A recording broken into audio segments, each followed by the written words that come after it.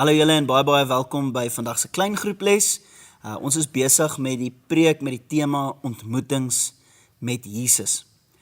Ek wonder, het jy al iemand gevra hoe gaan dit en hulle antwoord daarop was besig? Miskien dalk was dit jou antwoord gewees op iemand anders se vraag. Ek weet, vir my het iemand al my gevra hoe gaan dit met my en ek het al gesê besig.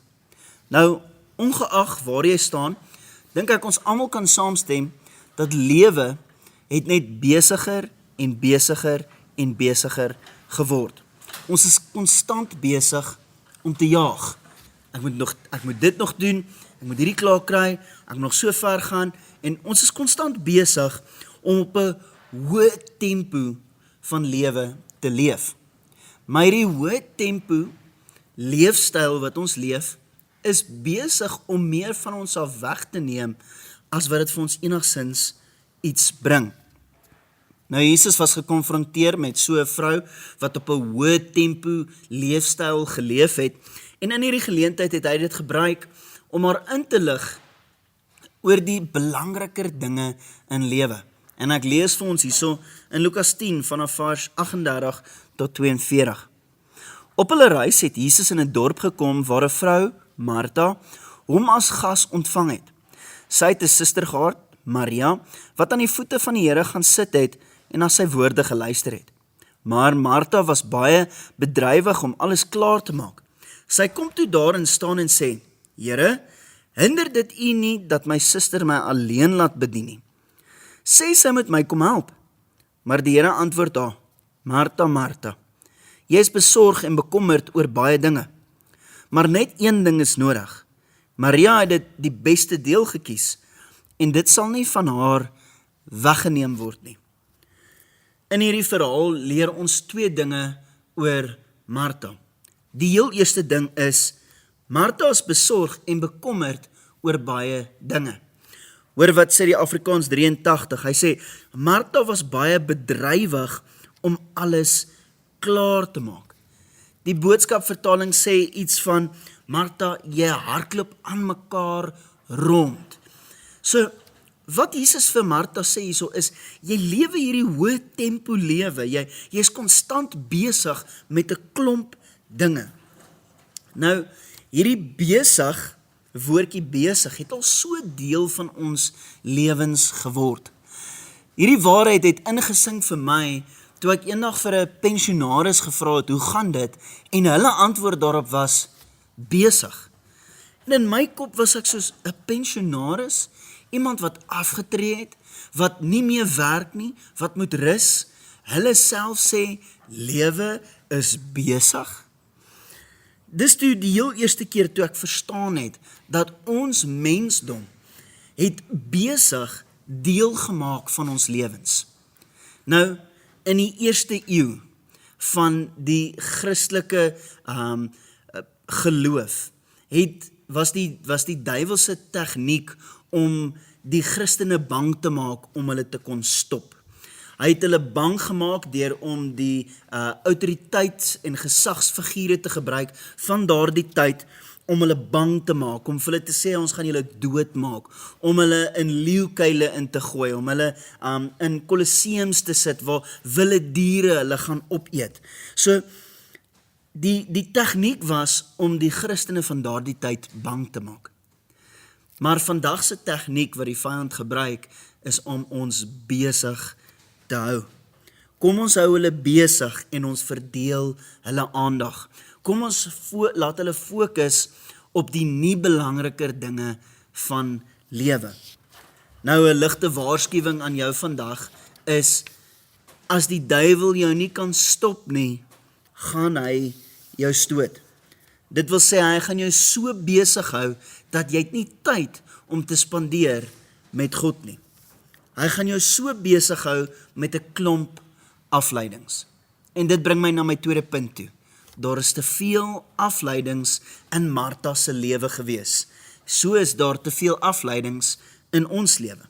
Hoor wat sê Lukas 10 vers 41, het sê, maar die Here antwoord haar, Martha, Martha, jy kwel en ontstel jou oor so baie dinge. Die Passion Translation sê, "Why are you upset and troubled, pulled away by all these many distractions?" My vraag aan jou is, wat is besig om jou af te lei van die belangriker dinge van lewe? Wat steel jou tyd saam die Here? Een studie het gewys dat die gemiddelde Amerikaner 'n totaal van 1617 keer aan hulle selfoon vat om te kyk hoe laat is dit, het iemand dalk 'n boodskap gestuur, is daar 'n nuwe 'n notification, 1617 keer 'n dag. Die hartseer realiteit is, daar is net 1440 minute in 'n dag. So, die gemiddelde Amerikaner vat meer aan hulle foon as wat daar minute is in 'n dag. Dit is as ons 24 uur gebruik en binne 24 uur slaap ons gewoonlik 8 ure. Die foon het so groot afleiding geword dat dit tyd steel van ons tyd met die Here.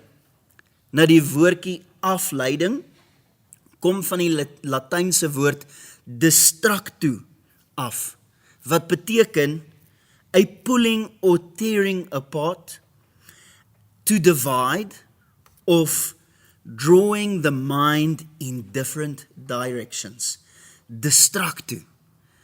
Die vyand is konstant besig om ons besig te hou, sodat ons afgelei word van die belangriker dinge in lewe.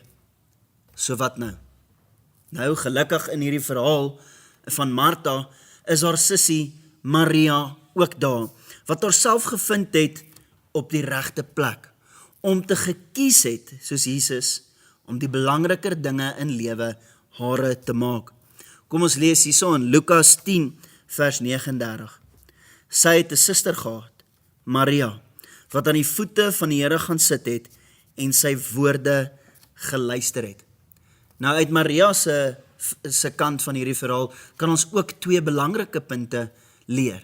Die heel eerste ene is, sy het gaan sit. Nou, Jesus verduidelik maar dat vir Martha, dat Maria is besig met die belangriker dinge in lewe. Sy het gekies om by die belangriker dinge van lewe te gaan sit. Vir haar, om besig te wees met die belangriker dinge, moes sy leer om haarself te kry om te gaan sit. Sy moes haarself leer om op 'n plek te kom waar sy stil sit. Wat beteken dit vir jou om stil te raak? Wat beteken dit vir jou om te gaan stil sit? Is dit dalk om jou gedagtes te laat bedaar? Is dit dalk om jou vrese aan te spreek? Is dit dalk om fisies net te gaan stil sit en te dink oor die Here? Wat beteken dit vir jou om te gaan sit? Nou ek wil jou uitnooi om daagliks sulke sitoomblikke in jou dag te hê. Om te gaan sit en dink oor wat die Here gesê het. Want sonder hierdie Maria sitoomblikke in ons lewens, gaan ons nie die Here hoor nie. Daar gaan te veel afleidings wees en ons gaan besig wees met die onbelangrike dinge van lewe. Hoor wat sê Psalm 46 vers 11. Wees stil en weet, ek is God.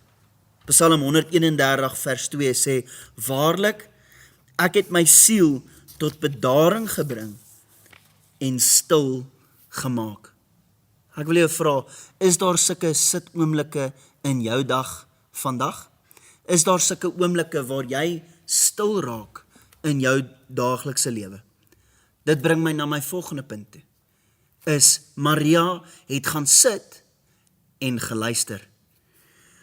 Kommunikasie is 'n tipe gereedskap wat die Here vir ons geseën het, waarmee hy ons geseën het, sodat ons intieme verhoudings kan kweek. Maar daar is baie mense daar buite wat oortuig is dat kommunikasie het net een deel, en dit is om te praat. Maar die waarheid is kommunikasie het 2 dele. Dit is om te praat en om te luister. Honderde mense wat ek beraad het vir my al gesê, hulle word nie Hulle voel hulle word nie gehoor nie. Hoekom? Want ons mensdom luister nie meer nie. Ons het geleer om te praat, maar ons het nie geleer om te luister nie. Ons almal sukkel hiermee. Ons luister nie meer intentioneel nie. Ons luister dalk om daardie persoon in die rede te val. Ons luister dalk om vir daardie persoon raad te gee. Of ons luister dalk om onsself te verdedig. Maar ons luister nie meer om te verstaan nie. Ons luister nie meer om te hoor wat aangaan nie. Ons luister onintentioneel. Nou, die waarde van luister is, wanneer ons luister, groei ons. Iemand het eendag gesê, as jy praat, sê jy wat jy weet. Maar as jy luister, leer jy. As ek en jy daardie waarheid kan aanneem, dat wanneer ons luister, groei ons, gaan ons baie verder kom in ons lewens. Daarom moet ons onsself leer om intentioneel te luister wat die Here aan ons probeer sê in sy woord. Hoor wat sê 1 Korintiërs 7 vers 35. Ek sê hierdie dinge in julle belang, nie om allerlei beperkings op julle te lê nie. Ek wil hê julle moet sonder dat iets julle aandag aftrek, fatsoenlik en toegewyd vir die Here lewe. Hoor wat sê Paulus hierso. Daar is dinge wat ons aandag gaan aftrek, maar hy wil hê ons moet toegewyd lewe. Dan moet ons leer om stil te raak, te sit oomblikke te hê, en ons moet leer om te luister.